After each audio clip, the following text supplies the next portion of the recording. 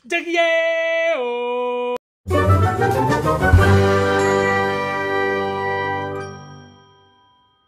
Yo, what's up para penikmat Dupa Nusantara. Bertemu lagi kita di Dupapedia. Hidupkan Dupa, nyalakan bahagia. Petau! Hoho! Jalan-jalan ke Pulau Bangka. Nggak ada hujan, nggak ada becek. Nggak nyangka ketemu lagi kita aja. Masih ya, kita ngomongin dupa ya. Nggak pernah habis-habisnya kalau ngomongin dupa bersama saya. Jadi kita beberapa episode yang kemarin itu sempat ngebahas bagaimana cara membuat dupa, dan sekarang ini yang akan kita coba diskusikan adalah bagaimana cara menjualnya. Menjadi persoalan utama sebenarnya adalah bagaimana cara mendelivernya, menjualnya ke konsumen, ke orang-orang yang membutuhkan. Nah, ada pertanyaan nih, mana sih yang harus kita lakukan terlebih dahulu ya? Membuat dupa atau mengetahui bagaimana cara menjualnya? Apa sih sebenarnya yang paling prioritas utama yang harus kita kerjakan terlebih dahulu? Membuat dupa, kita punya barangnya terlebih dahulu, atau kita tahu channel-channelnya, saluran-saluran mendistribusikan dupa yang kita miliki. Ada orang yang berpikiran itu seperti kayak mana duluan ayam atau telur ya. Tapi sebenarnya enggak, prioritas utama adalah yang harus kita miliki itu adalah pengetahuan ya, knowledge untuk menyalurkan produk-produk yang kita miliki. Satu sebenarnya permasalahan yang akan kita temui ketika kita mendahulukan tuh membuat dupa terlebih dahulu. Kita punya dupa, kita jago, kita bikin dupanya, tapi kita nggak tahu kemana kita harus ngelemparnya. Itu permasalahan besar. Kenapa? Itu sama saja kita membuat sesuatu yang akan kita tumpuk itu banyak di gudang. Permasalahan itu sudah saya temui beberapa tahun yang lalu. Saya mulai berbisnis dupa itu dengan mengawalinya dengan berpikir bagaimana cara membuat dupa, bagaimana cara memproduksi dupa. Padahal itu adalah langkah beberapa poin lagi itu harusnya. Di awalnya harusnya saya harus mulai berpikir bagaimana cara melepas dupa-dupa yang saya hasilkan. Nah, sebenarnya teman-teman juga tidak perlu harus mengikuti jejak yang sebelumnya sudah dilakukan oleh orang-orang yang sudah melakukan error yang sama gitu loh. Jadi melakukan kesalahan yang sama. Jadi sebenarnya lebih baik teman-teman melakukan sesuatu yang efektif ya. Cara yang efektifnya adalah mengetahui bagaimana cara melempar dupa itu. Bagaimana kita mengetahui sih sebenarnya need-nya, kebutuhan orang. Teman-teman ketika memang mau baru mulai ya berbisnis dupa itu harus mengambil mindset pikiran need-nya. Kita harus mulai berpikir dari kebutuhan konsumen ya. Apa sih yang dibutuhkan oleh konsumen? Harusnya dimulai dari situ. Nah, ketika kita sudah tahu apa sih kebutuhan dari pasar yang ingin kita tuju, baru kita mundur perlahan. Dari mana kita mendapatkan barang yang, jadi kita tuh sebagai kayak penyalur dulu gitu loh. Kita kayak maklar gitu loh. Bagaimana kita mendapatkan supplier dari barang-barang yang dibutuhkan oleh pasar yang kita temukan ini. Nah ini dulu nih, dua ini dulu nih. Jadi kita ketemukan dulu pasarnya, baru kita mundur pelan. Bagaimana kita tahu suppliernya, bagaimana kita bisa menemukan barang yang which is kita tuh bisa menjadi penghubung antara orang yang membutuhkan barang itu dengan orang yang sudah membuat barang itu. Nah, dengan kita bisa menjadi penghubung itu sudah menjadi nilai tambah bagi kita karena kita sudah melakukan hal yang efektif. Sebenarnya ini bukan menggampangkan masalah ya, bukan menggampangkan bahwa membuat dupa itu gampang, memproduksi dupa itu gampang, tidak. Semuanya punya porsinya masing-masing ya.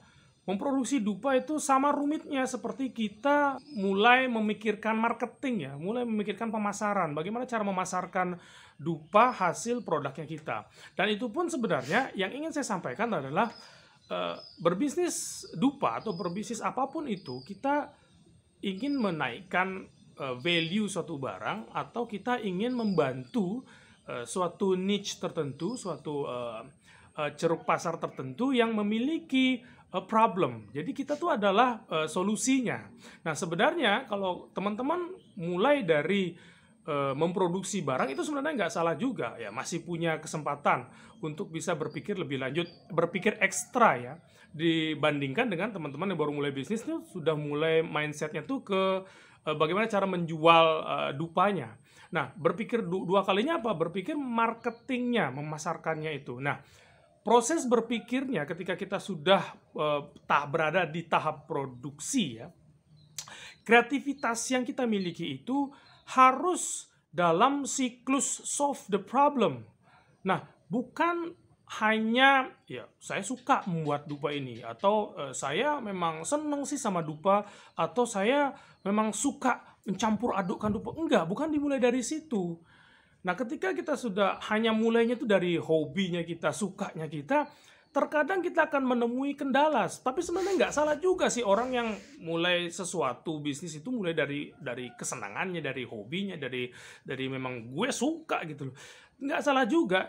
Cuma sebenarnya itu akan menemui masalah. Masalahnya apa? Ya kita akan bertemu dengan bagaimana cara menemukan pasar yang suka dengan barang yang gue suka buat gitu. Ya syukur aja kalau teman-teman sudah menemukan, oh pasarnya ada, ya bagus, saya ikut acungin jempol gitu loh. Jadi pas gitu loh kan, kita senada gitu, apa yang kita buat itu ternyata ada orang yang suka. Nah, permasalahannya di lapangan banyak ditemui orang-orang itu sudah suka, dia buat, dia selalu produksi, ternyata dia bingung, gua ngelemparnya kemana ya? Iya, itu permasalahan sebenarnya, itu permasalahan utama ya. Jadi ketika kita tidak tahu bagaimana cara kita melemparnya, itu akan menjadi bumerang buat kita sendiri. Kenapa? Ya resource kita terbatas. Kita itu seperti kayak sniper ya kalau di medan perang. Kita tuh penembak ulung yang peluru kita tuh terbatas. Nah, bukan Rambo ya. Rambo tuh kan pelurunya banyak gitu loh kan, disediain banyak oleh sutradara gitu kan, dia tinggal tembak sena jidat aja gitu kan. Bukan. Jadi resource-nya unlimited gitu.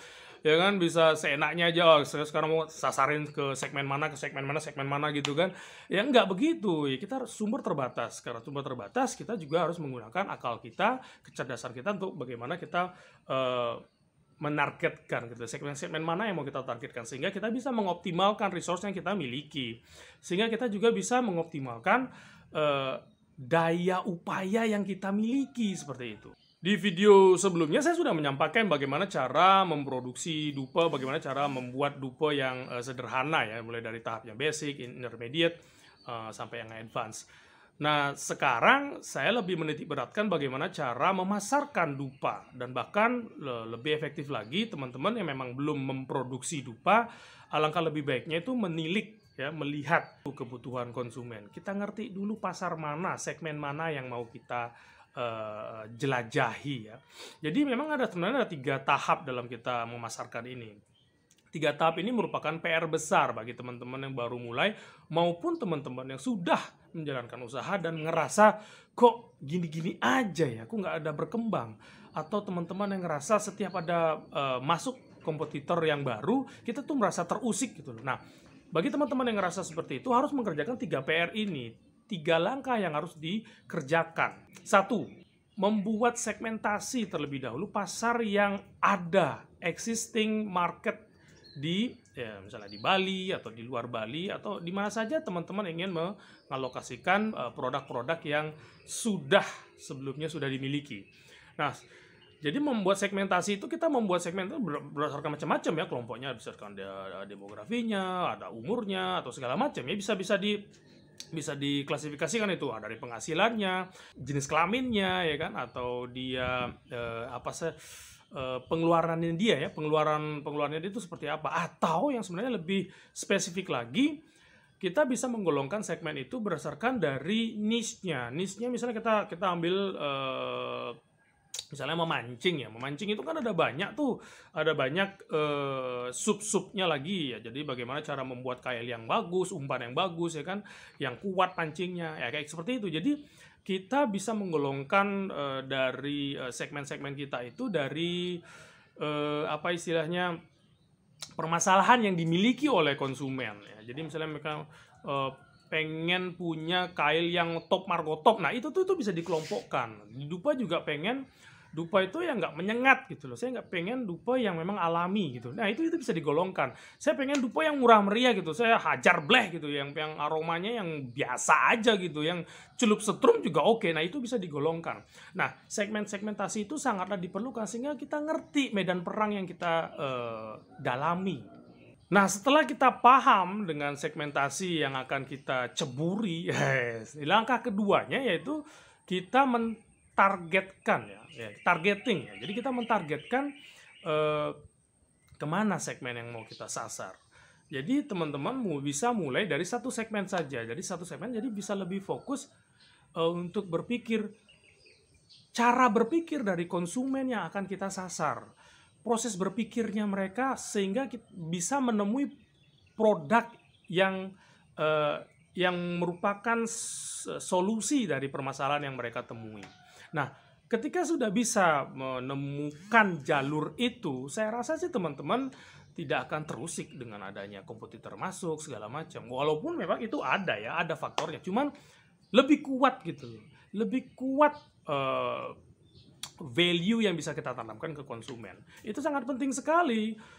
Memang orang bilang kan cuma dupo kan, cuma tinggal diambil dupo yang setengah jadi terus kita celupin ke barang campuran, ada metanolnya, ada solvent, you name it lah, ada parfumnya, terus udah celupin, bungkus, selesai.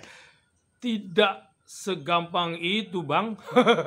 Jadi memang perlu ekstra pemikiran yang lebih, ya kayak kita main catur lah, ada beberapa langkah-langkah yang harus kita lakukan. Suatu saat nanti ketika teman-teman sudah menemukan path to money-nya, jalur menuju uangnya, ya itu akan memang di situ akan dapat feel-nya gitu. Di situ akan dapat seneng banget jadinya gitu loh. Seneng itu karena memang tiap bangun pagi itu rasanya kok plong gitu, rasanya kok seneng. Wes, apalagi nih gitu-gitu. Apalagi yang mau saya explore. Asik gitu loh, seperti kayak anak kecil kan, pas hujan gitu loh kan, kalau orang dewasa dibandingkan orang dewasa sama anak kecil, pas hujan lebat terus ada genangan air gitu ya, anak kecil tuh akan excited gitu loh, mereka akan nyebur ke sana, mereka akan main mandi hujan di situ, kita mandi di genangan itu kan, misalnya dia emang explore gimana sih rasanya gitu, so excited. Sementara kalau orang dewasa berpikir, aduh ngapain kotor segala macam. Nah, terkadang kita kalau udah terlalu banyak pertimbangan-pertimbangan yang kita miliki, itu sebenarnya baik ya, ada sisi positif, ada sisi negatifnya. Kalau kita terlalu banyak pertimbangan-pertimbangan ya itu baik. Cuma terlalu banyak pertimbangan-pertimbangan, sebenarnya lebih banyak di lapangan itu teman-teman yang terlalu banyak pertimbangan itu sulit untuk melangkah, sulit untuk fleksibel, sulit untuk menerima perubahan. Dan itu sebenarnya permasalahan yang bisa ditemui. Sulit ditemui solusi yang akan bisa kita jadikan something ya, senjata yang kuat gitu, senjata yang membuat brand kita, usaha kita bisa bertahan, atau bukan hanya sekedar bertahan tapi berkembang gitu sampai ke depannya. Ini di belakang saya ini saya sedang mempersiapkan dupo oles ya. Dupo oles ini pesanan teman-teman, ini ada yang dari luar daerah, ini dia pesannya Garu Cendana Mist. Ini mereka pesannya sekitar 10 kiloan ini. Dan ini saya membuat ini ya sambil saya coba promo. Ini dupo oles ini dia harga ecerannya 150.000 per kilo ya. Dia ada itu ya, kelihatan ya, ada baik digunakan sebelum, terus kemudian eye catching. Nah, jadi teman-teman kalau sudah bisa menentukan segmen, targetnya gimana, langkah ketiga itu sebenarnya adalah positioning ya. Jadi bagaimana cara kita menanamkan image-nya produk kita itu di kacamata konsumen. Nah itu tuh penting banget. Jadi nggak sembarangan juga sih sebenarnya kalau teman-teman ngelihat tuh ada tren misalnya lagi bungkusnya apa, misalnya ini kotak, terus ngikut juga kotak. Nggak sembarangan ngikut begitu, tapi ngeliatin segmennya gitu loh. Mumpuni nggak kira-kira, nendang nggak dengan harga segitu, nendang nggak dengan saya bikin perubahan brand atau perubahan kotak dari kemasan dari dupa saya, itu bisa jadi bahan pertimbangan. Nah kalau ternyata tidak begitu ngaruh, saya pernah dulu ya, ketika saya melibatkan kreativitas yang ada di otak saya ini tidak dalam siklusnya yang seperti saya sampaikan di awal, solve the problem, bukan siklus dari solusi permasalahan-permasalahan yang ditemui di konsumen, di pasar. Jadi saya pernah bikin tuh dupe 2 in 1 gitu ya. Jadi 2 in 1 tuh di sini mawatek berubah melati. Nah, sebenarnya di pikiran saya itu sebenarnya itu untuk seperti kayak untuk meditasi, untuk perubahan aroma itu akan mengelingkan seseorang untuk agar tidak kemana-mana pikirannya gitu kan, loncat sana. Itu sebenarnya secara teori itu sebenarnya bagus, tapi di pasar saya juga waktu beberapa tahun yang lalu tuh saya nyasarnya juga ke tempat yang segmen yang tidak pas. Jadi orang nggak aware di situ, orang ya nggak peduli di situ, dia mau lu 2 in 1 kayak sampai berapa in 1 kayak gitu kan, berapa aroma gitu, saya nggak peduli. Saya perlu dupe yang gocengan gitu misalnya, atau dupe yang 2000-an tuh. Mereka perlunya begitu, jadi perlunya di harga. Jadi hati-hati untuk menentukan segmen ya. Jadi hati-hati juga dalam mentargetkan segmen yang mau kita sasar. Juga berhati-hati juga dalam memposisikan brandnya kita. Teman-teman bisa menemukan itu dengan mengerjakan 3 PR besar tadi yang saya sampaikan. Memang sulit guys, tapi bisa kita lakukan. Ketika teman-teman sudah mau menggadaikan gitu loh, ibaratnya pikiran, waktu, segala macam untuk 3 langkah itu, saya mau deh kan, ibaratnya menebus apa sih yang harus saya tebus agar saya bisa punya produk atau usaha bisnis dupa yang memang bisa bertahan bertahun-tahun. Lakukan 3 langkah ini. Saya yakin teman-teman akan menemui secercah cahaya gitu loh, bagaimana caranya bisa mengikuti seperti brand-brand yang terkenal, yang sudah lama puluhan tahun bercokol gitu loh di pasar. Kok bisa dia nggak bergeser ya? Kok kita semua ada beberapa teman-teman yang main segmen tertentu ya, mainnya tuh jatuh-jatuhan harga, dia tetap loh positioningnya bagus gitu loh. Ya karena memang dia sudah melakukannya itu bertahun-tahun. Saya berharap tuh teman-teman tidak missing ya, waktunya itu tidak missing the moment gitu loh. Waktunya nggak ketinggalan. Sekaranglah saatnya teman-teman untuk mulai berpikir. Tidak ada kata terlambat. Sekaranglah saatnya teman-teman untuk bisa berpikir ke depan. 10 langkah ke depan, 10 tahun ke depan itu seperti apa, brand saya itu seperti apa. Saya pernah waktu zaman dulu ya, zaman jadul itu, waktu saya cara mainnya saya tuh kayak konsinyasi gitu ya kan, nitip ke dupa-dupa gitu, ke pedagang-pedagang ya kan. Saya titip gitu, saya coba iseng gitu loh, merhatiin dari jauh, ya kan, untuk ngelihat gimana sih cara jualnya pedagang yang saya percayakan barang-barang saya perhatikan gitu. Jadi songgok dupo saya itu dimasukkan aja di satu kelompok dupa yang lain. Dan suatu ketika tuh ada datang itu pembeli, beli dupo jisiu ya gitu kan, beli dupo yang harga 1000 gitu kan. Si dagang itu dia nggak ngelihat brandnya men. Jadi undian berhadiah di situ, dicomot aja salah satu yang di kelompok itu, cuit gitu, yang jisiu. Terus, saya pikir, ini saya melakukan itu sekian titik. Bayangin nih teman-teman, kita tuh berharap tuh dari undian berhadiah, setiap titik-titik itu, memang rezeki itu kan sudah ada yang ngatur, tapi kalau bisa pakai ini, lebih efektif kita melakukannya. Kita nggak buang-buang waktu men, beneran. Itu yang saya alami Chan. Dan kayak saya kayak ngerasa ting dongki gitu.